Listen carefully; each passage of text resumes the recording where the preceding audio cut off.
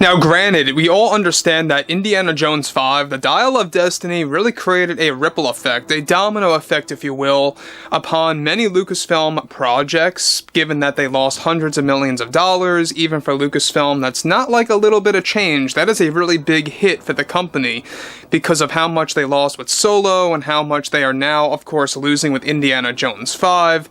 It's not looking good for both Disney and Lucasfilm right now, and Phoebe Waller-Bridge, I believe, has really gotten this big boost of ego. We're going to be talking about exactly what she had to say about the fans, about Steven Spielberg, and about the Indiana Jones legacy and more. This is Mike Zero. Subscribe if you're new and like this video to see future updates. I'm also on Twitter at Mike01. I thank you also very much for the great and kind support, and let's get right into exactly what's going on with PWB. Now, we know that everything related to Indiana Jones 5 and its big box office collapse not only had to do with Kathleen Kennedy overfunding this project, borrowing an extra $100 million going into this thing that was not necessary, because a lot of scenes were filmed that were ended up, of course, on the cutting room floor and got deleted and went nowhere. So basically, they wasted money on this thing, and I would not be surprised if Kathleen Kennedy refuses to showcase those deleted scenes on either the Blu-ray or on Disney Plus in order to hide the contrast of all the better material that they did have in stock. But on top of this, we know that Phoebe Waller-Bridge's ego has been getting out of control. Not only has she been defending this movie, upselling the film, lying to the fans, and calling the fans names on and off, but she also had something big to say about the fandom and Steven Spielberg. Let's get into this. Now, with those like Kathleen Kennedy and Phoebe Waller-Bridge upselling Indy 5, regardless of its failure, Bridge has been on a constant train of essentially defending this film. However, recently she delivered the following to everyone.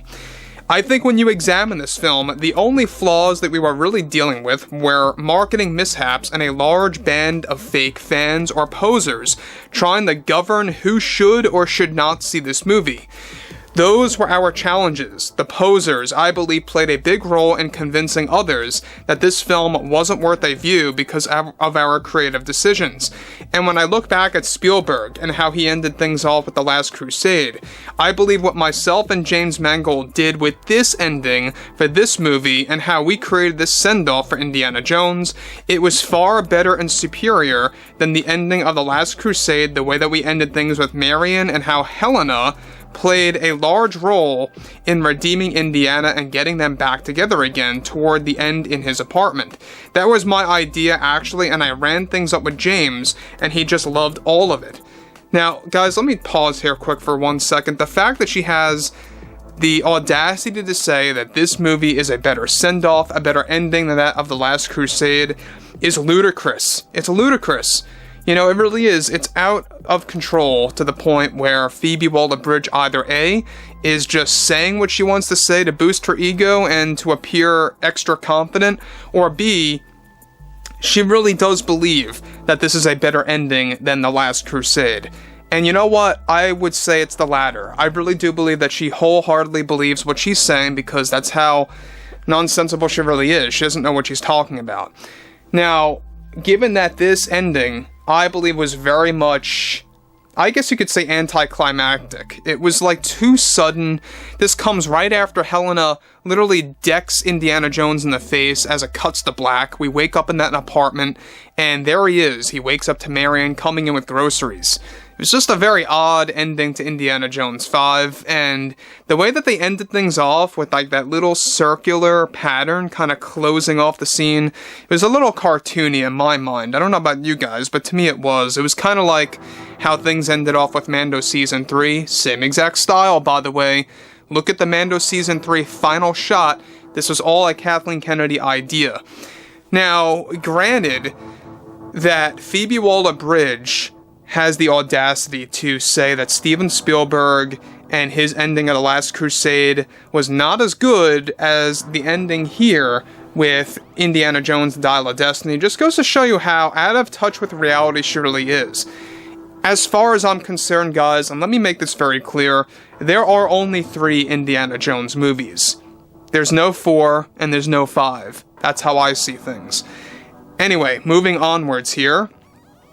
She goes on to elaborate, Stephen not so much. In the beginning, it took lots of convincing for him to stick with this ending as we were dealing with multiple endings, as he didn't fully support this one. I know myself and Kathy agree that this outperformed the ending of the original trilogy. There she goes again saying this. I just think we live in a generation where fans don't even know what they want with things like Star Wars and Indiana Jones, and they are definitely by far the worst fandoms to deal with because they are always demanding what should or should not happen. They just couldn't accept that Helena was calling many decisions in this movie and ended up setting up the ending for Indy's story and his redemption arc with Marion.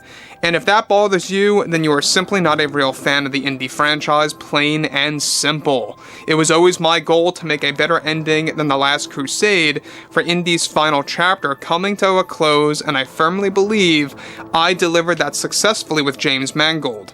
So guys, I don't know if you knew this, but she did contribute to the story for Indiana Jones 5. She's the one that incorporated the elements of Helena punching Indiana Jones out cold, Helena causing, of course, all of the ruckus in this movie, you know, being such a toxic character, bullying him essentially from start to finish until the very end, and that was all Phoebe's idea. Not a big surprise, as she kind of did something similar in Solo: A Star Wars Story with Lando and with all the other characters. And I will say this, Phoebe Waller-Bridge has no clue with what she is doing with Tomb Raider. I don't know if you knew this, but Tomb Raider is being worked on by Phoebe Waller-Bridge for an Amazon series. Now, this doesn't necessarily mean just yet that she's going to cast herself as Lara Croft. Let me be clear about that. That's not official yet, but I would not be surprised if she does that because she's producing it, she's directing it, she's writing it so far apparently. She's creating the whole thing, the whole 9 yards, and I'm just hoping that it never falls through, and granted, I am actually quite happy about the writer's strike right now, given that it's delaying this thing further, and hopefully to the point where it makes things a little too complex where this just gets flat out cancelled. I'm crossing my fingers for that, but my hope on that is very slim to none. Anyway, the problem that I also have with this is that she's comparing the ending of Dial of Destiny to The Last Crusade. Nothing compares to The Last Crusade, with the exit of his confrontation with the Knight, and of course, you know, heading out with his father Henry Jones. It's just brilliant. It's a beautiful ending, and that's where things needed to end. Period. You know, there's nothing after The Last Crusade, like I say, as far as I'm concerned.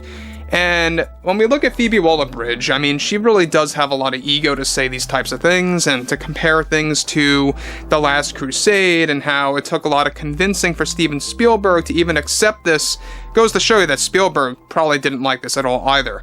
Anyway, guys, drop a comment below, fill me in below in the comments what you all have to say about this, and if you guys did enjoy the content for today, make sure to drop a thumbs up on this video to support the channel, and I will catch you guys next time.